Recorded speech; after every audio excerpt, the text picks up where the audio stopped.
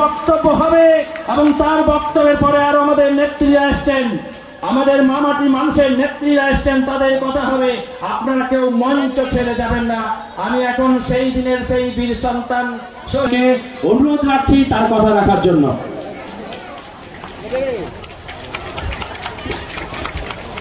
বন্দে মাতরম। আজকে বা আমাদের পরিবারের জীবনের একটা স্মরণীয় এই দিনে আমি সেই মানুষদের প্রতি তারা বুলডোজার চালিয়েছিল।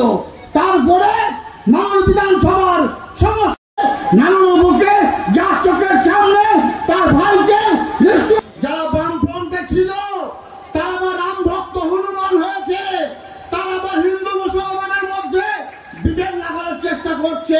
সেই বন্ধুদের উদ্দেশ্যে আজকে শহীদ মঞ্চ থেকে বলে যেতে চাই, আমি আমার পরিবারের কথা যদি বলি, আমি দুজন দাদাকে হারিয়েছি, বাবাকে হারিয়েছি।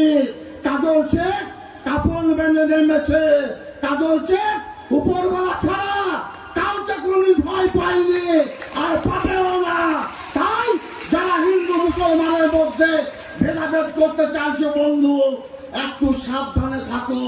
তোমাদের বামপন্থীদের যেভাবে আমরা নানু ছাড়া করেছি, বীরভূম ছাড়া করেছি, বাংলা ছাড়া, বামপন্থীদের যেভাবে আমরা নানু ছাড়া করেছি, বীরভূম ছাড়া করেছি, বাংলা ছাড়া করেছি, তোমাদের সময় এসে গেছে তোমাদেরকে গুজরাট পাঠিয়ে ছাড়বো।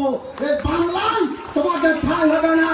বাংলা এটা বাংলা, এটা রবীন্দ্রনাথের বাংলা, এটা নজরুলের বাংলা, এটা বৈষ্ণব কবি চণ্ডীদাসের নানুর, যেখানে তিনি বলে গেছেন সবার উপর মানুষ সত্য, তাহার উপর নাই।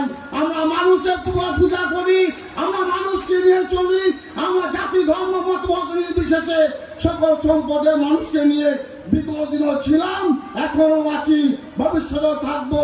আমার সামনে যারা আছেন, মঞ্চে যারা উপস্থিত আছেন, সকলকে আমার বক্তব্যকে দীর্ঘায়িত করবো না। যারা বয়োজ্যেষ্ঠ আছেন তাদের আমি